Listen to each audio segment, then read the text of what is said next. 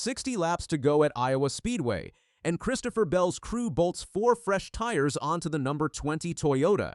That's the safe call, the smart call, the one that usually wins you a short track race on a hot August afternoon. One stall down, Ty Gibbs takes 2.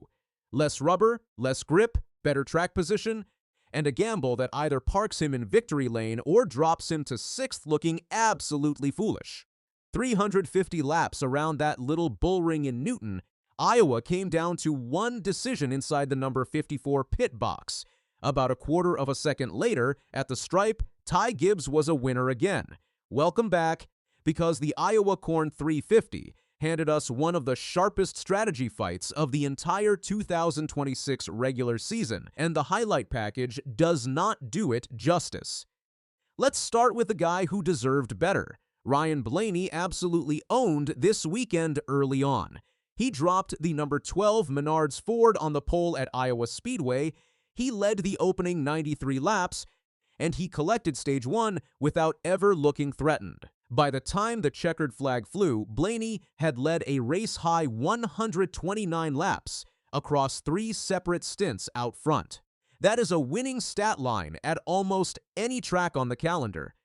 He finished 3rd, and the reason why tells you everything about how savagely Iowa Speedway punishes anyone who shortcuts the tire game. 4 laps in, less than 4 miles into a 350-lap grind, Tyler Reddick lost the rear of the number 45 entering turn 1, spun sideways up the racetrack, and collected Eric Jones in a hard, ugly impact that ended both afternoons on the spot. Reddick was scored 36th. Jones took 35th.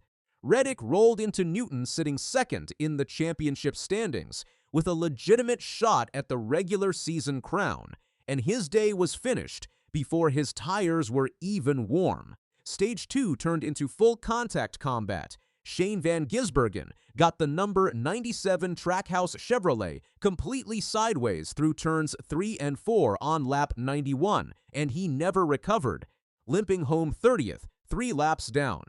Carson Hocevar's number 77 Spire Motorsports Chevrolet developed mechanical gremlins that forced multiple unscheduled trips down pit road. Then he spun entering turn 4 and salvaged 31st from a miserable afternoon. Meanwhile, Christopher Bell was quietly building something dangerous.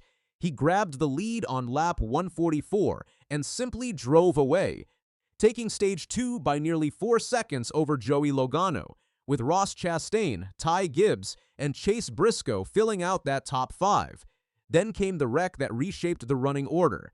Past the halfway mark, Kyle Larson, Alex Bowman, John Hunter Nemechek, and Ryan Preece were all swept up in a multi-car pileup that sent the Hendrick cars to the garage for lengthy repairs.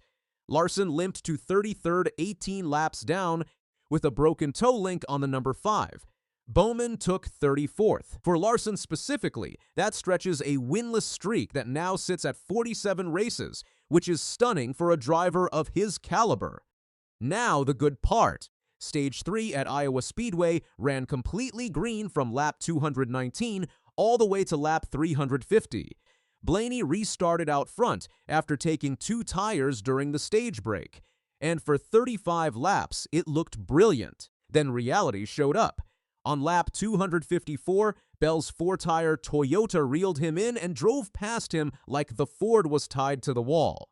Blaney's short-run speed evaporated exactly the way experienced short-track crew chiefs warn you it will. Bell then controlled the next 41 laps and looked, for a while, like a man finally about to end a very long story. Lap 305 is where this race got decided. Bell came to pit road, and crew chief Adam Stevens made the conservative, correct textbook call for 4 fresh tires. Gibbs pitted on the exact same lap, and Tyler Allen, the young crew chief on the number 54 Sirius XM Toyota, went the other direction and took 2. That single decision flipped the running order. Gibbs came out ahead, and now the entire race turned into a question of whether a 23-year-old could manage worn rubber for 60 laps, while one of the best short-track racers in the sport hunted him down on sticker tires. He could. Gibbs led the final 20 laps and never gave Bell the one bobble he needed. No overdriving the corner entry, no slapping the outside wall, no sloppy lap that opens a run down the backstretch. He hit his marks, protected the bottom lane, and won it by roughly a quarter of a second. Bell's own post-race assessment said everything.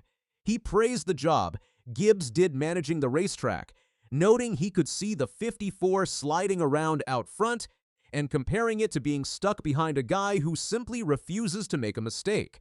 That is respect from a driver who absolutely wanted that trophy. And here is the ache in it for Bell. That was his 7th runner-up finish of this season. 7th. His winless streak now stretches to 30 races. Adam Stevens said it himself earlier this season, that he was confused how all that speed hadn't added up to a handful of wins, let alone one. The wildest story in the top 5, though, belongs to Denny Hamlin. He showed up complaining about brake problems in Saturday practice, saying the car was nowhere near race-ready. The brake pedal went long on him, sinking toward the floor, without giving him the bite he needed. He qualified 29th. He then dropped to the rear of the field for adjustments. The future Hall of Famer dragged the number 11 Progressive Toyota to a 5th-place finish. Hamlin described it as white-knuckling every single lap, never knowing where the car would land when he turned into the corner. Josh Berry deserves his flowers, too. 4th place in the number 21 Wood Brothers Racing Ford, and that's his first top 5 of the entire season.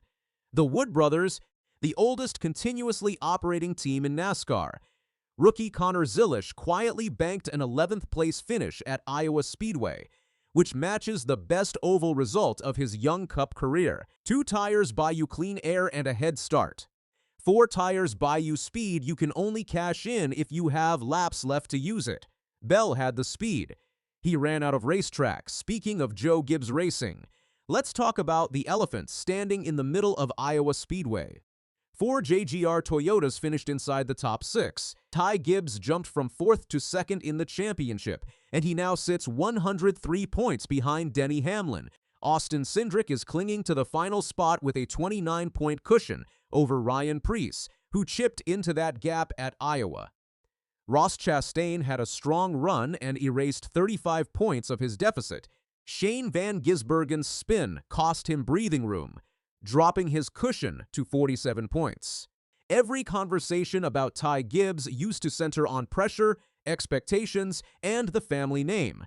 So tell me what you saw. Was the 2-tire call genius by Tyler Allen, or did Adam Stevens overthink it on the 20 car? Is Christopher Bell cursed, or is he one clean afternoon away from ripping off 3 wins in a row?